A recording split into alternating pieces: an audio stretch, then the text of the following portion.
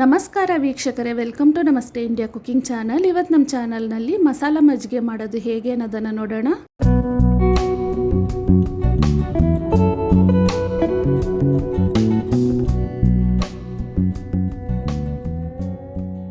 ಒಂದು ಪ್ಯಾನ್ ಅಥವಾ ಕಡಾಯಿನಲ್ಲಿ ಒಂದು ಮುಷ್ಟಿಯಷ್ಟು ಜೀರಿಗೆಯನ್ನು ಹಾಕಿ ಕಂದು ಬಣ್ಣ ಬರೋವರೆಗೂ ಚೆನ್ನಾಗಿ ಹುರ್ಕೊಳ್ತಾ ಇದ್ದೀನಿ.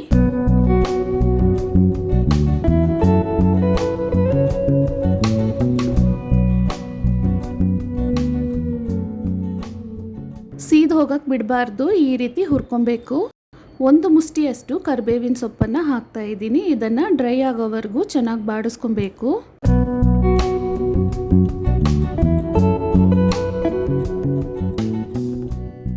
ನೋಡಿ, ಈ ರೀತಿ ಹುರ್ಕೊಬೇಕು.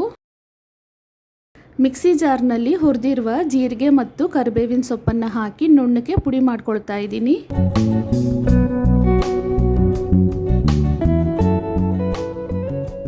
ಒಂದು ಚಿಕ್ಕ ತುಂಡು ಶುಂಠಿಯನ್ನು ನುಣ್ಣಕ್ಕೆ ಜಜ್ಜಿಟ್ಕೊಂಡಿದ್ದೀನಿ. ಒಂದು ಹಸಿಮೆಣಸಿನಕಾಯನ್ನು ಮಧ್ಯ ಸೀಳಿಟ್ಕೊಂಡಿದ್ದೀನಿ. ದಂಟು ಇಲ್ಲದ ಹಾಗೆ ಕೊತ್ತಂಬರಿಯ ಎಲೆಗಳನ್ನು ಮಾತ್ರ ಚಿಕ್ಕದಾಗಿ ಕಟ್ ಮಾಡಿಟ್ಕೊಂಡಿದ್ದೀನಿ. ಒಂದು ಬೌಲ್ನಲ್ಲಿ 1/4 ಲೀಟರ್ ಅಷ್ಟು ಮೊಸರು ಹಾಕ್ತಾ ಇದ್ದೀನಿ. ರುಚಿಗೆ ತಕ್ಕಷ್ಟು ಉಪ್ಪು ಅಂದರೆ ಅರ್ಧ ಟೇಬಲ್ ಸ್ಪೂನ್ ಅಷ್ಟು ಹಾಕ್ತಾ ಇದ್ದೀನಿ. ಇದನ್ನು ಒಂದು ವಿಸ್ಕರ್ನ ಮೂಲಕ ಚೆನ್ನಾಗಿ ಮಿಕ್ಸ್ ಮಾಡ್ತಾ ಇದ್ದೀನಿ.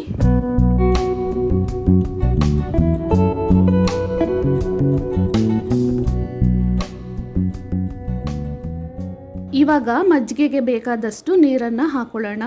ನಾನು 2 ಲೋಟದಷ್ಟು ನೀರನ್ನು ಹಾಕ್ತಾ ಇದ್ದೀನಿ, ಅಂದರೆ ಅರ್ಧ ಲೀಟರ್ ನೀರು.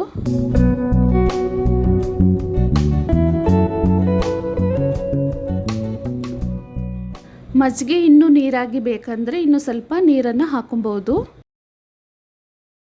ಇದರಲ್ಲಿ ಕಟ್ ಮಾಡಿರುವ ಕೊತ್ತಂಬರಿ ಸೊಪ್ಪು, ಜಜ್ಜಿರುವ ಶುಂಠಿ, ಹುರಿದು ಪುಡಿ ಮಾಡಿರುವ ಜೀರಿಗೆ ಮತ್ತು ಕರಿಬೇವಿನ ಮಿಶ್ರಣ 1/4 ಟೇಬಲ್ ಸ್ಪೂನ್ ಅಷ್ಟು ಹಾಕ್ತಾ ಇದ್ದೀನಿ.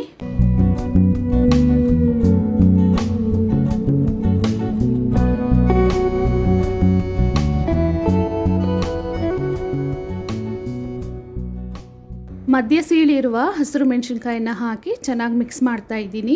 ರುಚಿಯಾದ ಮತ್ತು ಬಿಸಿಲಿಗೆ ತಂಪಾದ ಮಸಾಲ ಮಜ್ಜಿಗೆ ಇವಾಗ ತಯಾರಾಗಿದೆ. ವೀಕ್ಷಕರೇ, ಈ ರೆಸಿಪಿ ನಿಮಗೆ ಇಷ್ಟ ಆಗಿದ್ದರೆ ನಮ್ಮ ಚಾನಲನ್ನು ಲೈಕ್ ಮಾಡಿ, ಸಬ್ಸ್ಕ್ರೈಬ್ ಮಾಡೋದನ್ನು ಮರೆಯಬೇಡಿ. ಧನ್ಯವಾದಗಳು.